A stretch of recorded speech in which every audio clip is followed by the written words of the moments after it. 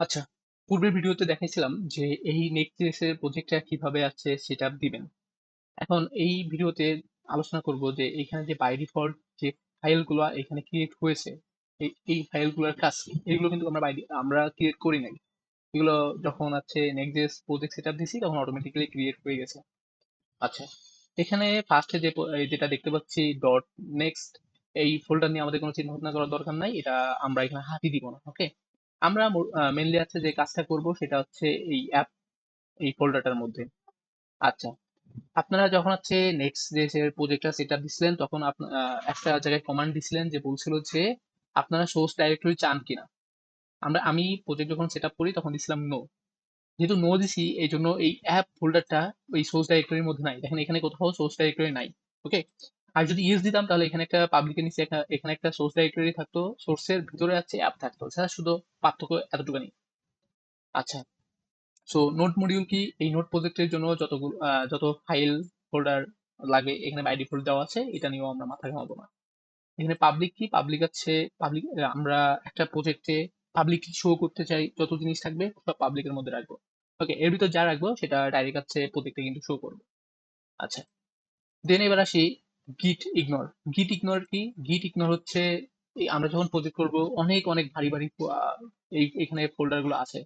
যেমন এই নোট মডিউলটা যদি ওপেন করি এখানে অনেক ফোল্ডার আছে, এখানে অনেক জায়গা বা স্পেস খাবে। ওকে, এখন আমরা যখন গিটহাবে পুশ করব তখন তো এই নোড মডিউল আর গিটহাবে পুশ করার দরকার নাই, এত বড় একটা ফাইল। সো আমরা গিটহাবে যখন পুশ করব এই প্রজেক্ট থেকে যা যা পুশ করতে চাচ্ছি সেগুলোর থেকে যা যা ইগনোর করব, মানে গিটহাবে যা যা পুশ করতে চাচ্ছি না সেইগুলো আর কি এখানে আমরা দিয়ে দিব, দিলে সেইগুলো আর কি গিটহাবে পুশ করবে না। যেমন নোট মডিউল আছে, গিটহাবে পুশ করবে না। ওকে, আচ্ছা, দেন হচ্ছে ইএসলিন dot config.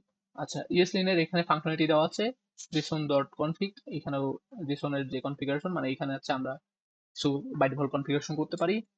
Next dot configuration, এখানে নেক্সট জেএস এই প্রজেক্টটা কনফিগারেশন করার জন্য কিছু আছে ফাংশনালিটি দেওয়া আছে। ওকে, তারপরে প্যাকেজ ডট জেসন, এটা আশা করি আপনারা জানেন। আচ্ছা সরি, প্যাকেজ লগ জেসন। দেন আছে প্যাকেজ ডট জেসন। আচ্ছা আচ্ছা, ওকে।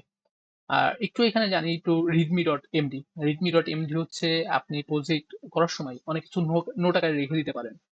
যেমন আপনি প্রজেক্ট আপনার যে ক্লায়েন্টের জন্য করবেন, সো ক্লায়েন্ট যাতে আপনি এখানে কিছু নোট রাখতে পারেন যাতে ক্লায়েন্ট দেখে আপনার নোট পড়ে বুঝতে পারে সহজেই, যদি আপনি ক্লায়েন্টকে কিছু বলতে চান আর কি। ওকে, আচ্ছা, সো জাস্ট এতটুকুনি। আপনাকে এখনো যদি না বুঝে থাকেন কোনো সমস্যা নাই, পরে আস্তে আস্তে সব ফাইলের কাজ বুঝে যাবেন। এখন জাস্ট এইগুলা নিয়ে কোনো মাথা ঘামাইতে হবে না যে এখানে যতগুলো ফোল্ডার আছে বা এটা আছে, আমরা জাস্ট শুধু এটা নিয়ে মাথা ঘামাবো। ওকে, আচ্ছা, তো এই ফোল্ডারটাকে যদি ওপেন করি তাহলে এখানে দেখতে পাচ্ছি একটা আইকন আছে, যে আইকনটা আমরা যখন আছে প্রজেক্টটা ওপেন করছিলাম তখন দেখতে পাচ্ছিলাম। ওকে, গ্লোবাল ডট সিএসএস আছে, আমরা গ্লোবালি যে সিএসএস গুলো লিখতে চাই এখানে লিখতে পারবো। তারপরে লেআউট আছে, লেআউটটা যদি ওপেন করি এটা হচ্ছে ইনডেক্স ডট এইচটিএমএল ছিল না রিয়াক্ট জেসে, ওই ফাইলটার মতো। জাস্ট এইখানে হচ্ছে মানে ফোল্ডারটা, মানে যতগুলো আমরা ফোল্ডার ক্রিয়েট করবো এখানে সব হচ্ছে ডিপ্লয় হবে। ওকে, আচ্ছা, তারপরে পেজ ডট জেএস, এইখানে আমরা হচ্ছে মেনলি হচ্ছে প্রজেক্টের কাজ করব। ওকে, আচ্ছা, সো এই ভিডিওটা এই পর্যন্তই, দেখা হচ্ছে নেক্সট ভিডিওতে।